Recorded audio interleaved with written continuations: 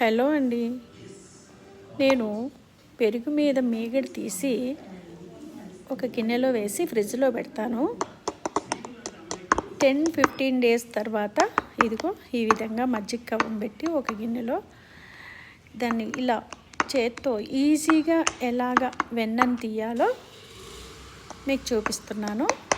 ఈ విధంగా ఈ మజ్జిగ కవ్వంతో ఇలా తిప్పితే చాలా తొందరగా మీకు ఈజీగా వెన్న అయితే వస్తుంది.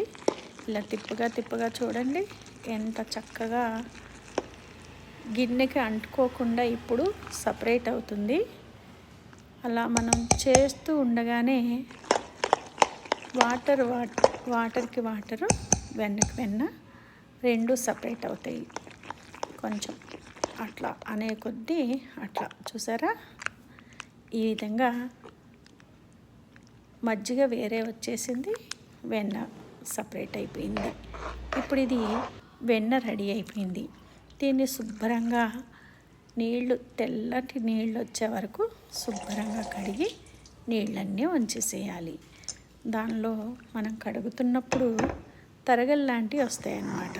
అవన్నీ లేకుండా శుభ్రంగా తెల్లటి నీళ్ళు వచ్చే వరకు కడుక్కొని పొయ్యి మీద పెట్టి దాన్ని అలా సిమ్లో పెట్టి మెల్లగా తిప్పుతూ ఉండాలి.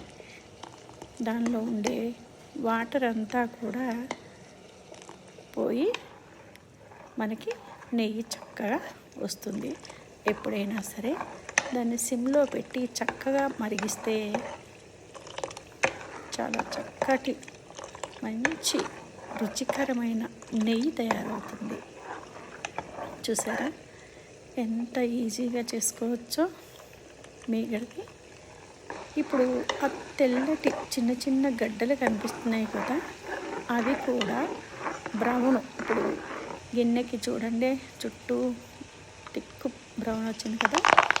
తర్వాత కరివేపాకు వేస్తే